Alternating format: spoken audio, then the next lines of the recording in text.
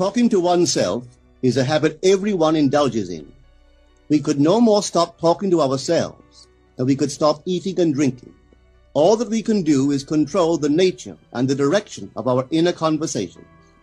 Most of us are totally unaware of the fact that our inner conversations are the causes of the circumstances of our life. We are told that as a man thinketh in his heart, so is he. But do we know that man's thinking follows the tracks laid down in his own inner conversations? To turn the tracks to which he is tied in the direction in which he wants to go, he must put off his former conversation, which is called in the Bible the old man, and be renewed in the spirit of his mind. Speech is the image of mind. Therefore, to change his mind, he must first change his speech. By speech is meant those mental conversations we carry on with ourselves. The world is a magic circle of infinite possible mental transformations, for there are an infinite number of possible mental conversations. When man discovers the creative power of inner talking, he will realize his function and his mission in life. Then he can act to a purpose. Without such knowledge, he acts unconsciously. Everything is a manifestation of the mental conversations which go on in us without our being aware of them. But as civilized beings, we must become aware of them and act with a purpose. A man's mental conversations attracts his life. As long as there is no change in his inner talking, the personal history of the man remains the same. To attempt to change the world before we change our inner talking is the struggle against the very nature of things. Man can go round and round in the same circle of disappointments and misfortunes, not seeing them as caused by his own negative inner talking, but as caused by others. This may seem far-fetched, but it is a matter which lends itself to research and experiment. The formula the chemist illustrates is not more certainly provable than the formula of this science by which words are clothed in objective reality. One day a girl told me of her difficulties in working with her employer. She was convinced that he unjustly criticized and rejected her very best efforts. Upon hearing her story, I explained that if she thought him unfair, it was a sure sign that she herself was in need of a new conversation piece. There was no doubt but that she was mentally arguing with her employer, for others only echo that which we whisper to them in secret.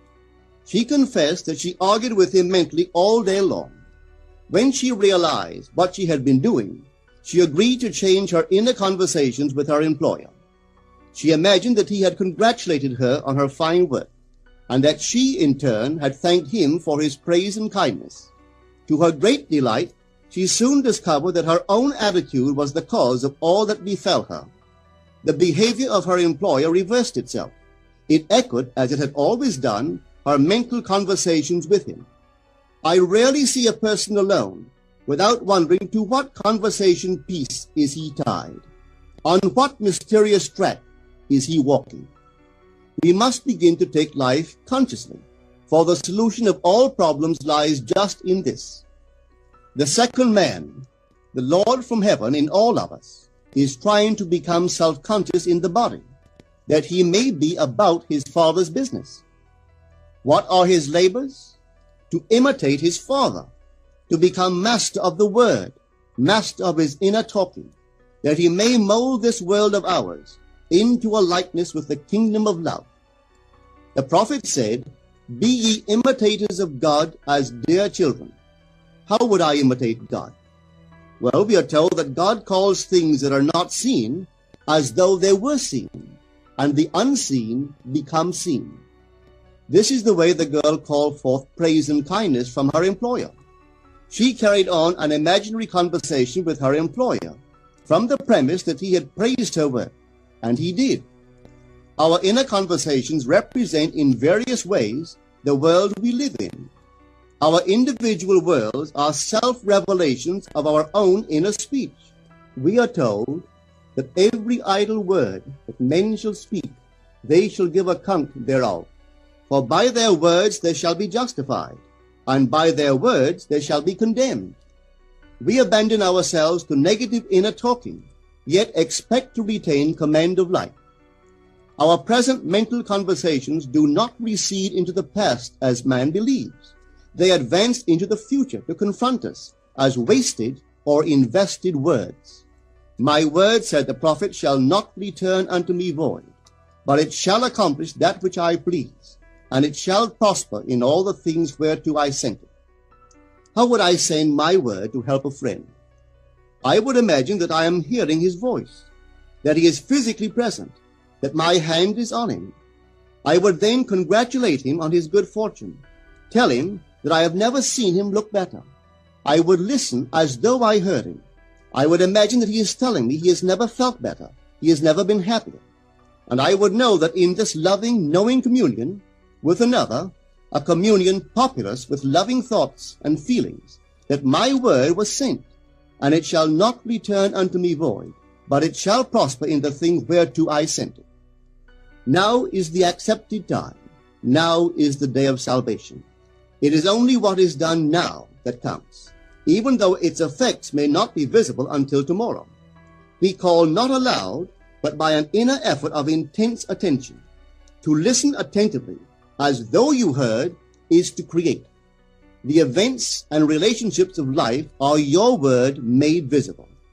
Most of us rob others of their willingness and their ability to be kind and generous by our fixed attitudes towards them. Our attitudes unfold within us in the form of mental conversations. Inner talking from premises of fulfilled desire is the way to consciously create circumstances. Our inner conversations are perpetually outpictured all around us in happenings. Therefore, what we desire to see and hear without, we must see and hear within, for the whole manifested world goes to show us what use we have made of the word. If you practice this art of controlled inner speaking, you too will know what a thrill it is to be able to say, and now I have told you before it come to pass, that when it is come to pass, ye might believe. You will be able to consciously use your imagination to transform and channel the immense creative energies of your inner speech from the mental, emotional level to the physical level. And I do not know what limits, if any, there are to such a process. What is your aim? Does your inner talking match it? It must, you know. If you would realize your aim, for as the prophet asked, can two walk together except they be agreed? And of course the answer is no, they cannot. The two who must agree are your inner conversation and the state desired. That is, what you desire to see and hear without, you must see and hear within. Every stage of man's progress is made by the conscious exercise of his imagination, matching his inner speech to his fulfilled desire. As we control our inner talking, matching it to our fulfilled desires, we can lay aside all other processes. Then we simply act by clear imagination and intention. We imagine the wish fulfilled and carry on mental conversations from that premise. The right inner speech is the speech that would be yours were you to realize your ideal. In other words, it is the speech of fulfilled desire. Now you will understand how wise the ancient was when he told us in the Hermetica. There are two gifts which God has bestowed upon man alone and on no other mortal creature. These two are mind and speech, and the gift of mind and speech is equivalent to that of immortality. If a man uses these two gifts rightly, he will differ in nothing from the immortals. And when he quits his body, mind and speech will be his guides, and by them he will be brought into the troop of the gods and the souls that have attained to bliss. With the gift of mind and speech, you create the conditions and circumstances of life. In the beginning was the Word, and the Word was with God, and the Word was God. The Word, said Hermes, is Son, and mind is Father of the Word. They are not separate one from the other, for life is the union of word and mind. You and your inner talking or word are one. If your mind is one with your inner conversation, then to be transformed in mind is to be transformed in conversation.